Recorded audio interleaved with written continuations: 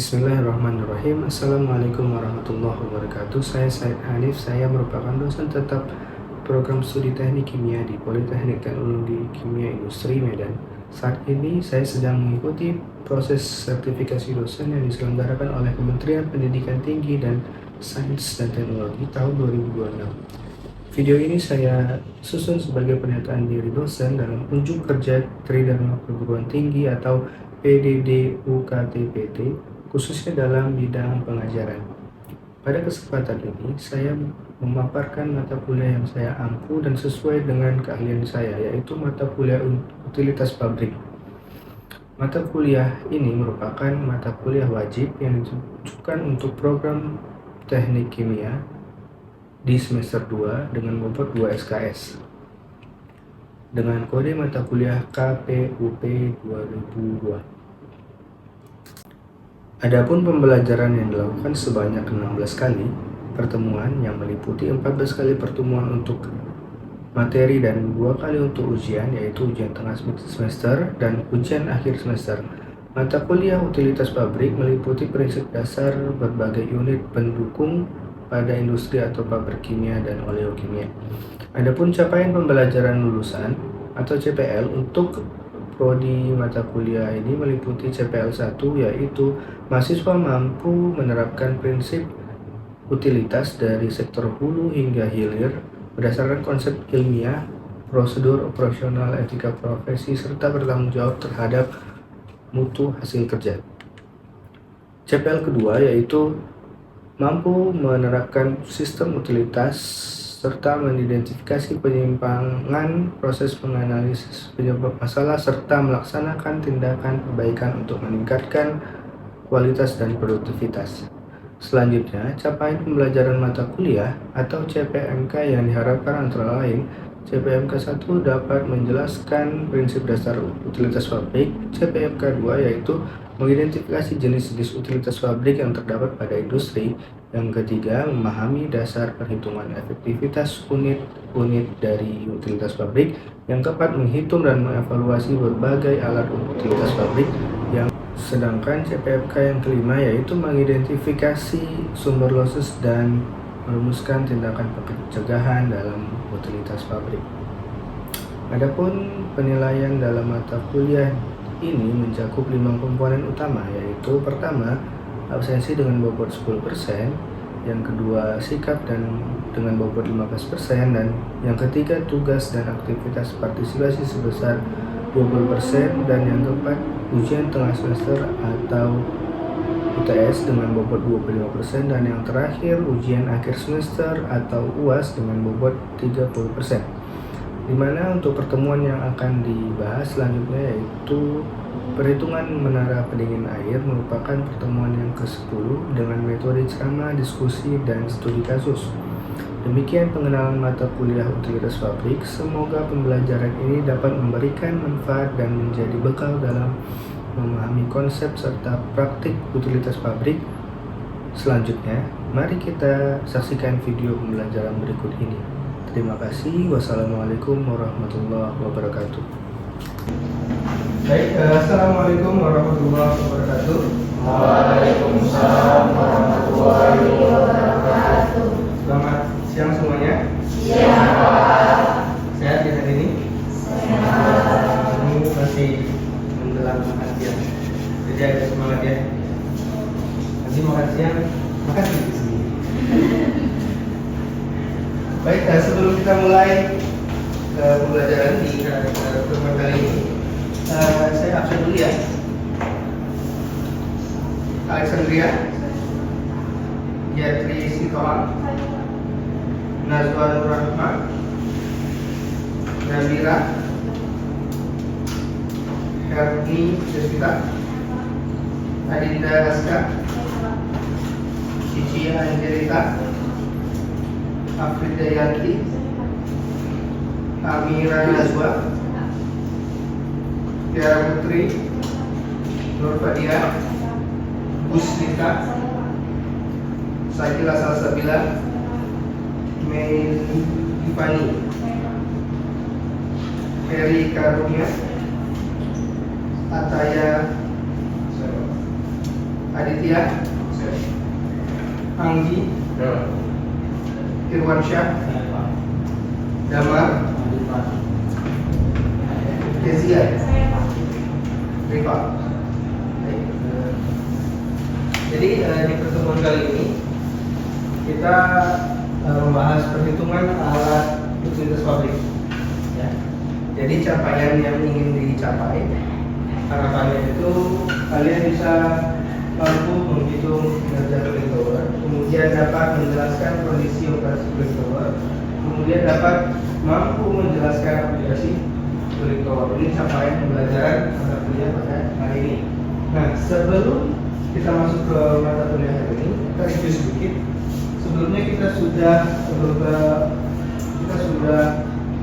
belajar tentang jenis-jenis menara pendingin. Ini salah satunya ada menara pendingin pelantrak aliran pemerintahan. Ya.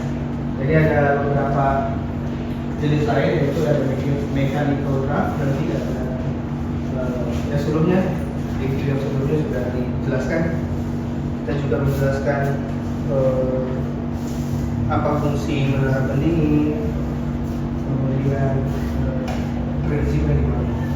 Nah ini sedikit definisi penjelasan, ada yang bisa bantu saya baca.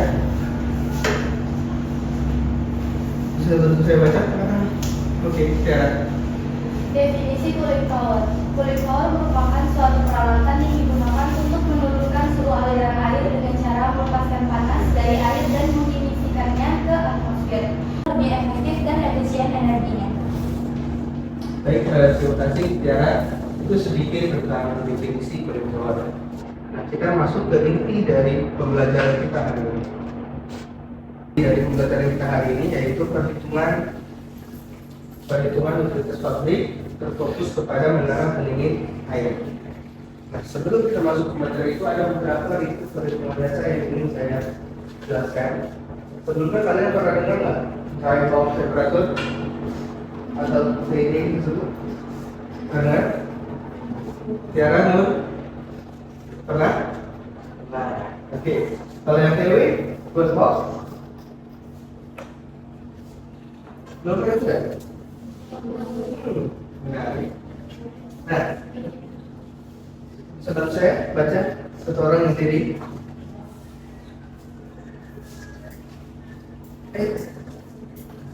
Baca itu dulu. Kita maksud diterima. Ini atau disebut dengan gaya warna temperatur. Udara yang diukur menggunakan termometer standar yang terpapar udara bebas, namun terlindungi dari radiasi matahari dari lubang langsung. Ini adalah suhu aktual yang biasa disajikan di dalam di laboratorium. Selanjutnya ada TW atau wet bulb temperatur. Suhu terendah yang dapat dicapai melalui teknik evaporasi air ke dalam udara pada tekanan konstan. Ini diukur dengan termometer yang sensornya dibalut dari masa atau suhu dan diawasi ada sekarang tukar. Nah, dari dua definisi ini kita bisa menggambarkan apa itu bedanya dari TD dan PW. TD itu suhu kering, disebutnya suhu kering, di mana dia termometer, tahu ya termometer ya. Termometer itu langsung dialiri oleh udara. Ya, jadi ujungnya termometer, ujungnya itu langsung dilalui oleh udara. Sedangkan kalau TW betul itu ujung dari termometernya itu dia dibalut oleh kain basah atau kapas basah. Tujuannya apa? Tujuannya untuk menentukan atau untuk melihat titik suhu paling rendah dari si udara. Kan ketika udara itu kena air, dia pasti kan dia menyerap air sehingga suhunya bakal turun. Nah, tujuan dari TW itu untuk menentukan atau untuk melihat suhu terendah pada udara. Ya, seperti ini bisa bedain ya. TD sama TW bisa ya. Jadi kalau TD suhu kering ya, mas termometer aja dialiri langsung. Kalau TW enggak. Kalau TW harus kalian balut dengan kain basah atau kapas ya, basahin. Dan tujuannya untuk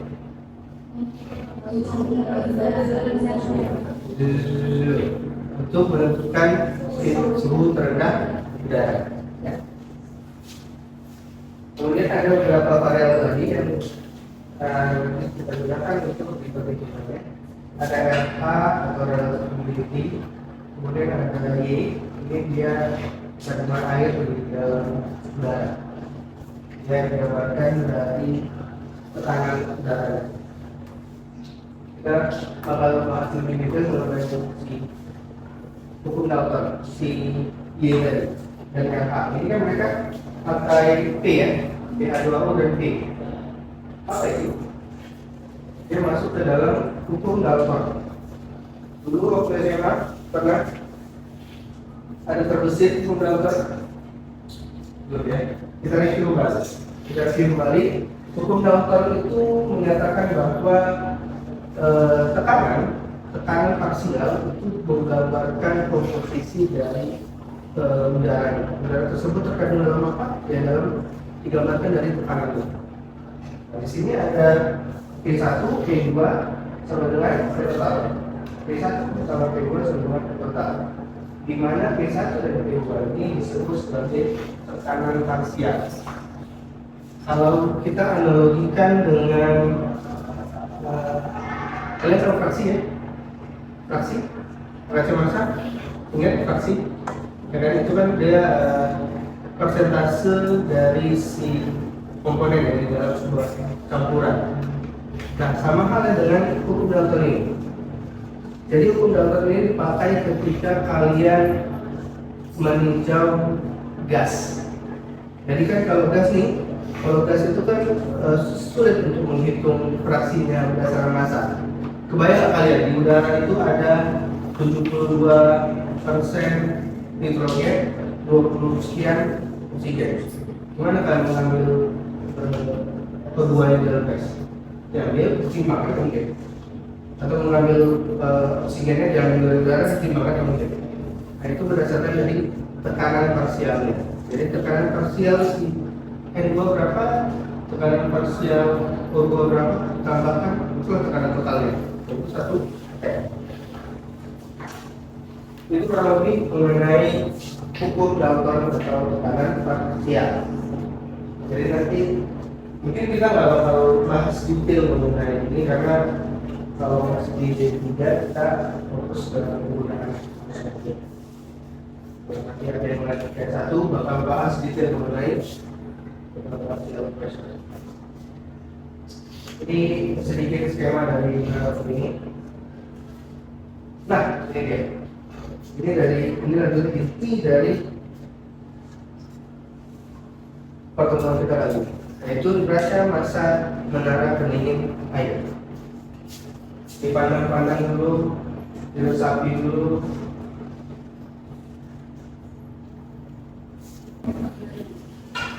Baik, kita lanjut ya. Ini neraca massa dan neraca energi menara pendingin air. Jadi kalau kita kerja, kita harus bisa membangun alat kimia kalian. Kimia atau fisika, nggak usah bicara. Kalau kalian kan di kimia harus bicara ini. Neraca massa dan neraca energi. Ya, jadi di sini ada kurang lebih berapa jalur? Coba bantu saya hitung yang masuk berapa, yang keluar berapa.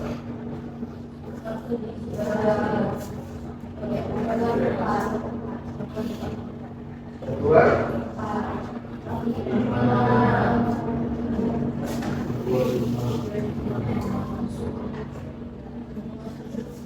yang mana aja bisa bersebut yang keluar itu yang pertama udara. Itu harus tuh gimana? Air, RT, D. Yang ketiga, keempat, air berdingin siap pakai. Yang ke air global. Ada 5 berarti ya? 1, 2, 3, 4, 5. Itu yang keluar. Kemudian yang masuk apa aja?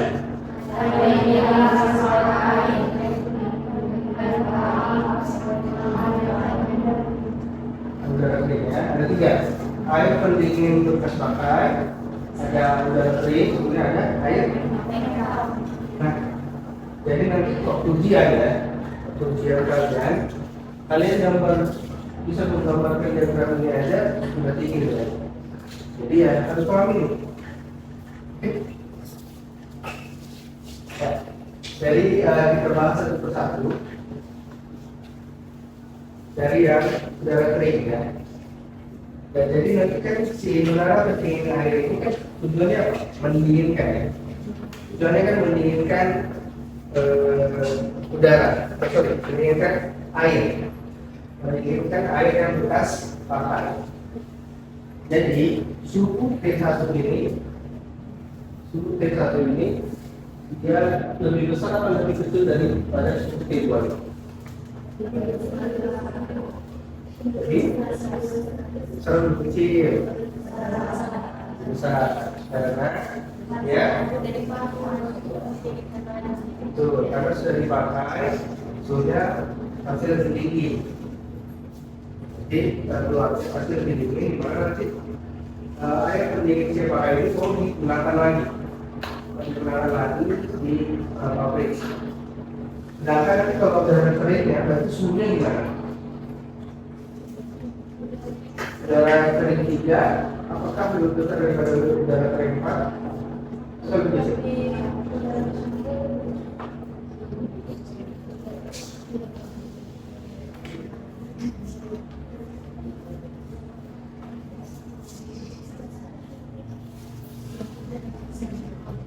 Jadi 2 besar, jadi atau gimana?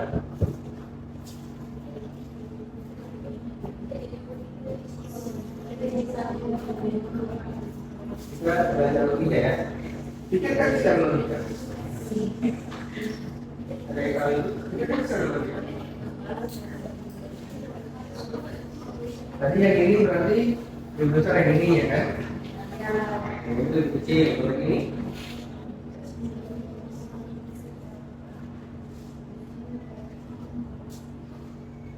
gimana sekarang? Lebih besar? Berarti ke atas. Ini apa ini? Ini berarti jadinya lebih kecil daripada jadi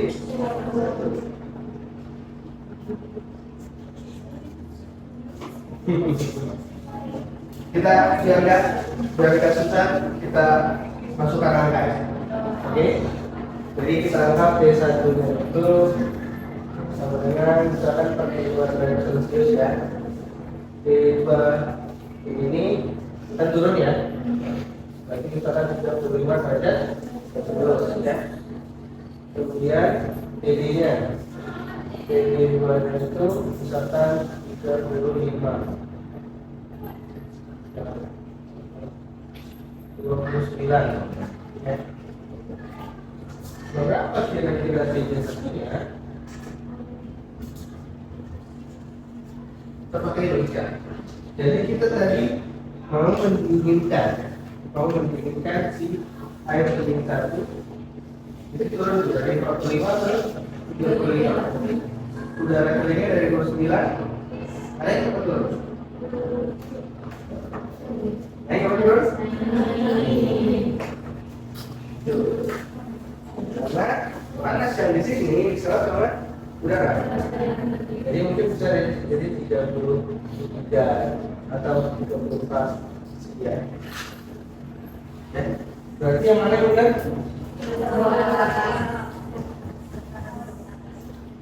Mana yang benar?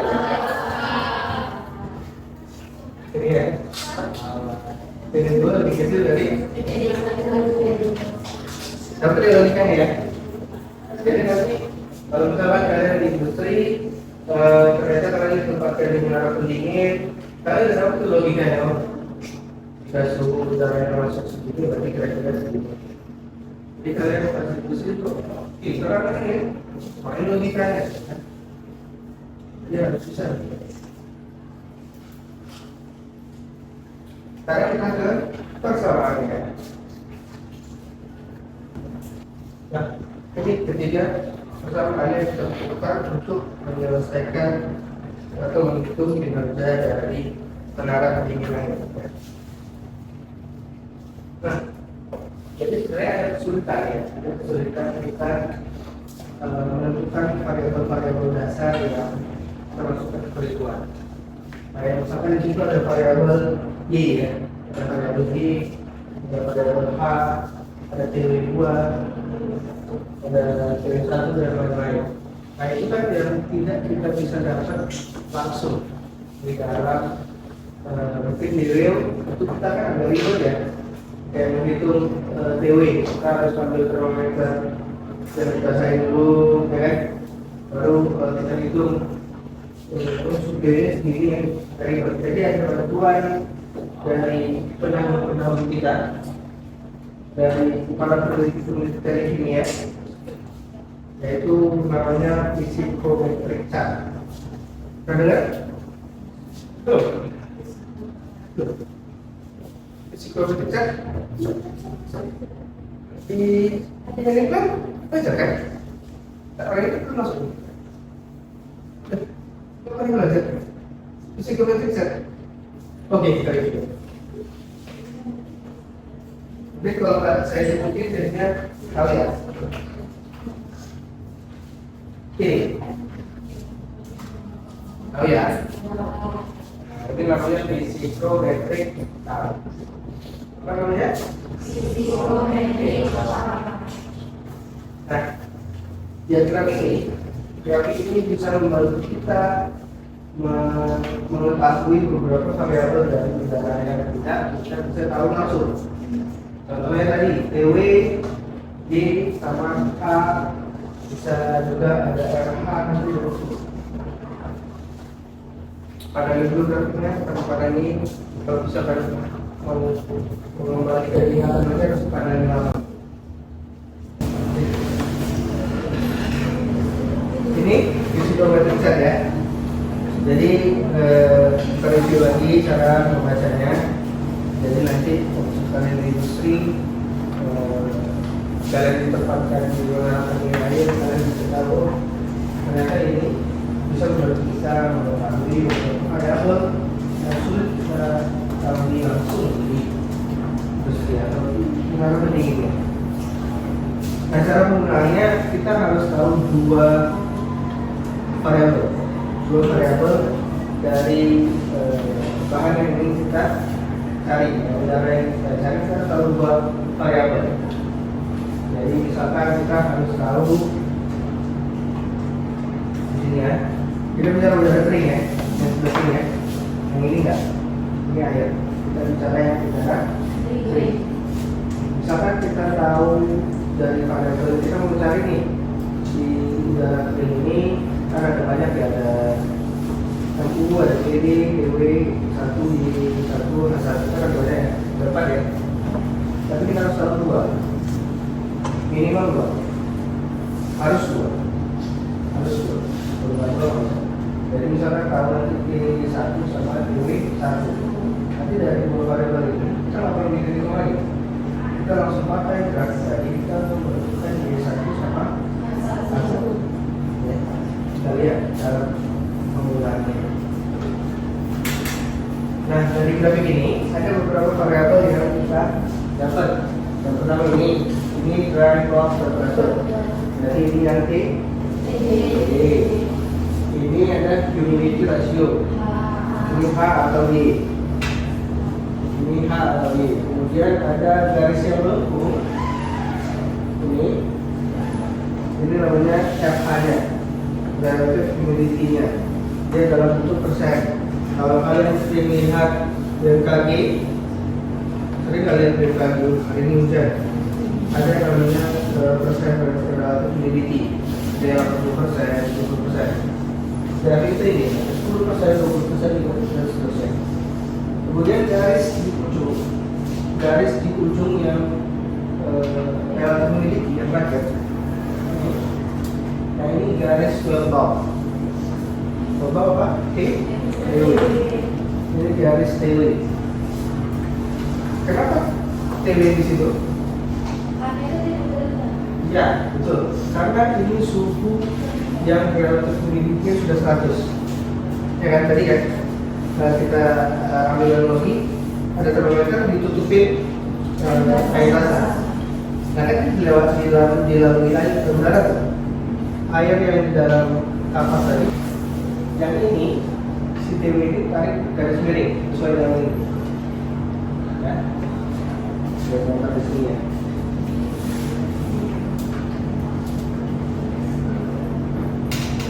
Dari situ ya sisi temperatur air dingin langsung terhadap keluar. Kalau touch itu selisih antara temperatur air dingin keluar dengan temperatur bola. Nah berdasarkan dua variabel ini turunlah rumus efektivitas atau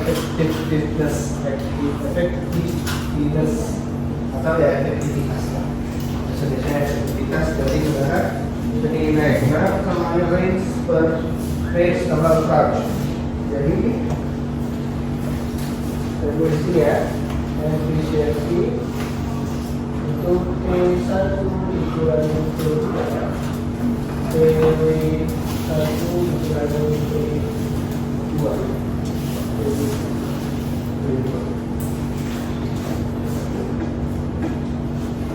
ini persamaan terakhir untuk kita menentukan efektivitas dari si menara pendingin air.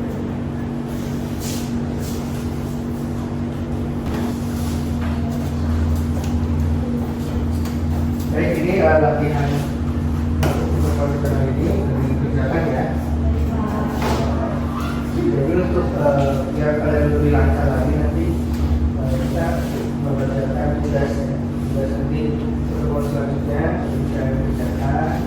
Nanti kita bahas di pertemuan selanjutnya sebelum biar tak lupa. Jadi kalau kita sudah lupa. Tugasnya nanti pertemuan selanjutnya kita bahas. Kemudian untuk pertemuan selanjutnya itu ada beberapa materi yang kita bahas, yaitu perhitungan udara dan perhitungan kompresor udara. Jadi sekian dari pertemuan kita kali ini. Nanti kita